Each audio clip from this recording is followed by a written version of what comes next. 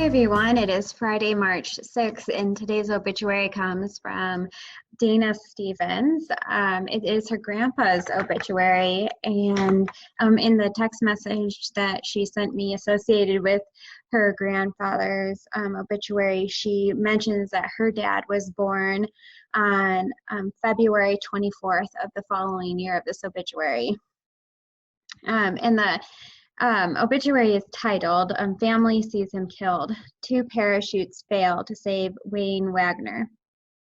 And this is a picture of a newspaper, so some of it's a little hard to read, just so you wonder if you know I may be stumbling. Known as Mile High, he had been making exhibition leaps 10 years. Worked in Ford plant here is the subtitle. Hays, Kansas, August 18th. Wayne Mile High, and that's in parentheses, Wagner, 34 years old, Kansas City professional parachute jumper, was killed by a fall last night when both his parachutes failed to open. His wife here, his wife here with their 2 daughters, 5 and 2 years old. Good grief, this is so sad.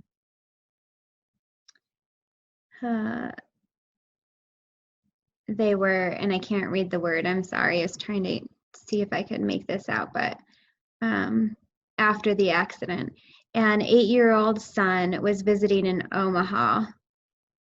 After ascending to about 3,500 feet, Wagner jumped. He fell about 2,000 feet before attempting to open his first parachute. A shroud line fouled the chute, and he pulled the ripcord of the emergency chute, but it failed to open fully. The body was crushed almost beyond recognition.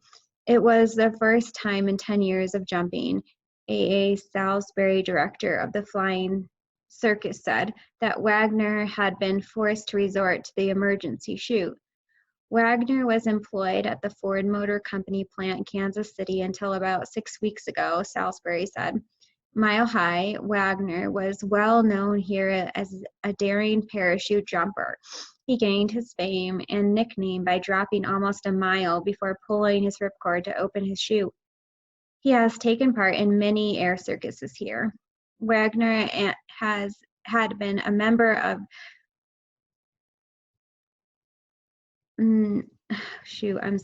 that's hard. Barnstorming groups from Kansas City for many years, making appearances in surrounding towns. His jumps from altitudes of 6,000 or 7,000 feet, releasing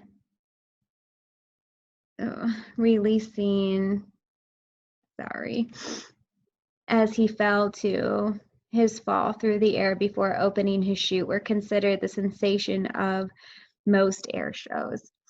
It sounds like he was a daring man who just had a horrible accident. And I'm just struck by the words in the obituary and the reality of some of the risks that we take and the impact that those have on our the people that we love the most. What a heavy and horribly sad obituary for a 34-year-old man, his wife and the children that he left behind. And yet God calls us to take risk and to live boldly. And so we remember the ways, and we're thankful for this time to rename and to remember, to allow people to live on past the years on this earth that they're present with us. And so I thank Dana for sharing this.